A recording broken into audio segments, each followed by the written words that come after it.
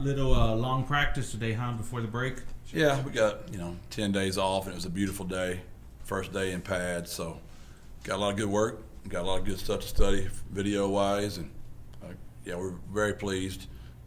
Sloppy, way too many turnovers, balls on the ground, about what you'd expect. But we had a good day. I want to ask you about the schedule, taking a break. What's the logic with that versus kind of starting and going straight through?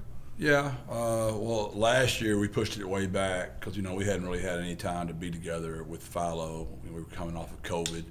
I thought we were a real sloppy-looking team. I thought we were out of shape, unconditioned, coming off that first season. So we gave Philo a lot more time to get these guys ready. And I think we might have went 2 weeks after spring break. We were really late getting out there. We just thought we needed the time in the weight room. This year, we've got a lot of kids returning on the offensive side of the ball. We've got to find quite a few kids on defense, but offense, we had a lot of kids back. Just wanted to get some work in before spring break. The psychological part of playing football 5 straight weeks without playing a game is pretty tough. So if you can sneak a few practices in before spring ball, because they're really excited right now. They're loving it. Well, they're going to get a week off, and they're going to really enjoy those next 6. Then those last 6, it's not quite so exciting, to be honest with you. So it's just more psychological than anything else. Jeff, you guys have 13 of the super seniors returners listed on the roster. Can you talk about that group and what they bring to you guys? Yeah, it's just we've been blessed. The first year we had to have those kids that chose to come back, and we got some more kids that chose to come back, and that's really helps us because it allows you to develop younger kids and not put them out there before they're really ready to get out there. So really excited about those guys, and expect them to do just like last year's super seniors, and be the backbone of our leadership and be the ones that hold our kids accountable to our brand, our 210 Triangle of Toughness culture. And it's very important to us, and it only works if the players are bought into it, and those 13 are extremely bought in. I was going to say last year the message with that group was that they're the guys who have to raise the bar with the culture and carry that forward. Did you give that group a specific kind of mission or message entering this year? Yeah, we it's a different kind of message because we won the championship. So I know it's silly, but it's the bull don't care. I mean, it's nobody cares. So those guys even have a harder job. I've said it before. The climb is always the most fun. It usually takes 4 to 5 years, and we got there in 2. So we expedited it, which means the expectations next year will be unrealistic, and our guys will be the ones that have to handle all that. So we're going to have a good football team next year, but our schedule is a lot harder than it was last year. So how do we handle all that? I don't know. That's what's so fun about this. If it were that easy, I wouldn't be looking as terrible as I do, during the season. That's why I don't have hair and I've got these saggy eyes, because you just don't know. But I really expect those 13 kids to. The bigger difference is they didn't give us the extra numbers. So, you still got to squeeze that in the 85. And that makes it a nightmare for roster management. 3 of those guys are from the offensive line group. Is that a place where it's especially valuable or important to have that experience and that communication, all being kind of that right half of the line too? Other than quarterback, I'd say it's the most important position because it requires, all 5 people working together as one. And there are so many times, which I've said to y'all many times before, that we've got a really good football play, and the offensive lineman, for some reason, the direction call was wrong. We ID'd the front wrong. We anticipated the pressure to be wrong, and we took one step the wrong way with one person, and it makes all 11 look terrible. And it gives you and JJ something to talk about up there, how bad the coach is. And only just one kid went the wrong way. And that is on the coach. That is on the coach, because the coach has got to get that kid coached up better. But no doubt having those 3 up there, that was, for Maka, Makai, and KD to come back was a huge relief for me. Does that help when you're trying to get a new left tackle settled in potentially, or somebody who doesn't have as much experience, to be able to lean on those other guys who've done it and been around? Yeah, I totally agree. We talked about that all the time.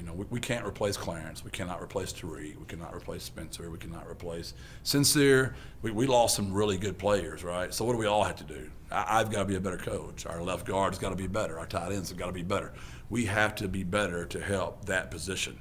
And the communication up front, just the better we can be with our technique, the more we can alleviate the pressure. Because what we're going to have to do is probably protect that kid a little bit. maybe slide that way. So I mean, those other guys are going to have to be soloed up so we can probably take care of that position until we get it, pretty solid. Jeff, one of the players that we're going to talk to, I think, is Day. He's one of the guys that decided to come back. Just what does his leadership bring to that group? I'd say he's probably one of, if not the leader of the team, he's one of the top ones for sure. Just his relentless effort, his juice. He's a fantastic football player. He loves football. I tease him all the time. I think him and I weren't good early in our relationship. I can remember, you can ask him about it, he didn't like something I was implementing, and he put me on blast on Twitter. So he was my first one I had to really like, okay, here we go. They're going to find out about my yes is my yes and my no is my no, and I know I have all my little sayings. But, and he handled it. And we have been just fantastic ever since. He probably one of my most loyal players, and I'm a huge, huge fan of him and his brother. They're a lot like me. They're from small towns where football means everything in Shiners, just like Gilmer. It means everything. So I can relate to kind of their upbringing and their background. And, man, I'm a huge fan of Day. So he's got that spot kind of locked down in the spring. What about behind him? And he's kind of more of a safety. He also trying to replace Clarence. Who are some of the guys? Well, believe it or not, we do the Titan data every day, and I've been teasing him. Danye has outworked him the first 2 practices, and he believes Philo is rigging the data. But the data says that Danye's been outworking Day, so y'all might have a little fun. Make sure he knows I was teasing, 'cause I don't want that rascal angry. He's a tough little 175-pound nickel. He's also a demon on special teams. He brings the energy and the juice every single day. He loves football. I mean, Adrian Taylor loves football. In these first couple of days here, since you guys broke 3 months ago, anybody stick out in their work in strength and conditioning as far as maybe a body transformation or anything Philo had worked on him with that may have shocked you when you saw them for the first time or stuck out to you?